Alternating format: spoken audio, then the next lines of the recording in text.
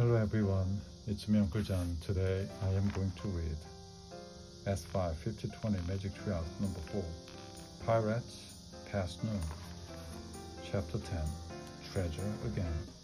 Annie found her voice first. The M person, she whispered.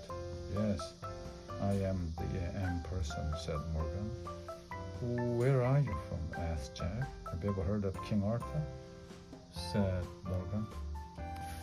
Jack nodded. Well, I am King Arthur's sister, said Morgan. You are from Camelot? Said Jack. I have read about Camelot. What did you read about me, Jack? Said Morgan. You're a witch. Morgan smiled. You can't believe everything you read, Jack. But you're a magician, said Annie.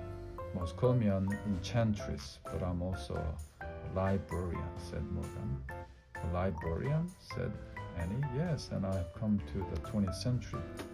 Your time to collect books. You're lucky to be born in a time with so many books. For the Camelot libraries? Asked Jack. Precisely, said Morgan. I travel in this treehouse to collect words from many different places around the world and from many different time periods. Did you find books here? Said Jack. Oh yes, many wonderful books. I want to borrow them for scribes to copy. Did you put all the bookmarks in there? Said Jack. Yes, you see, I like the pictures in the books. Sometimes I want to visit the scenes in the pictures. So all the bookmarks mark places I wish to go. How do you get there? Asked Annie. I placed a spell on the treehouse, said Morgan. So when I point to a picture and make the wish, the treehouse takes me there. I think you dropped this in dinosaur time, said Jack. He handed the gold medallion to Morgan. Oh, thank you. I wondered where I had lost it, she said. She put the medallion into a hidden pocket in her cape. So can anybody work the spell? Asked Annie. Anybody who tries it? Oh dear, no. Not just anybody, Morgan said. You two are the only ones besides me to do it. No one else has ever even seen my treehouse before. Is it invisible? Asked Annie. Yes, said Morgan. I had no idea it would ever be discovered. But then you two came along. Somehow you hooked right into my magic.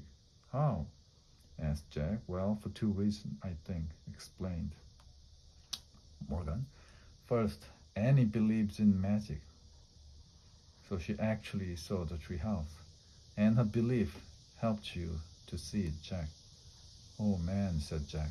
Then you picked up a book, Jack, and because you love books so much, you caused my magic spell to work.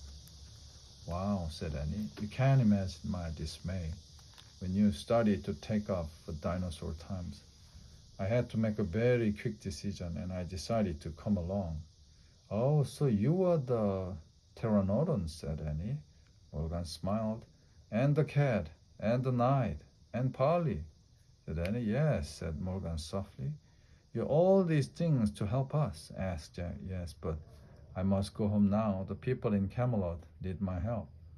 You are leaving? Whispered Jack. I'm afraid I must, said Morgan. She picked up Jack's backpack and handed it to him. Jack and Annie picked up their raincoats. It had stopped raining. You won't forget us, will you? Asked Annie as they put their raincoats on. Never, said Morgan. She smiled at both of them. You remind me too much of myself. You love the impossible, Annie, and you love knowledge, Jack. What better combination is there? Morgan Le Fay touched Annie's forehead gently. And then Jack's, she smiled. Goodbye, she said. Goodbye, said Annie and Jack. Annie left the treehouse first. Jack followed. They climbed down the rope ladder for the last time. They stood below the oak tree and looked up. Morgan was looking out the window. Long white hair blew in the breeze. Suddenly the wind began to blow. The leaves began to shake. A loud whistling sound filled the air. Jack covered his ears and squeezed his eyes shut. Then everything was silent, absolutely silent. Jack opened his eyes. The treehouse was gone, all gone, absolutely gone. Annie and Jack stood a moment, staring up at the empty oak tree, listening to the silence. Annie sighed. "Let's go," she said softly. Jack just nodded. He felt too sad to speak. As they started walking, he put his hands into his pocket. He felt something. He pulled out the gold medallion. "Look," he said. "How did?" Annie smiled. "Morgan must have put it there," she said. "But how? Magic?" said Annie. "I think it means she will be coming back." Jack smiled.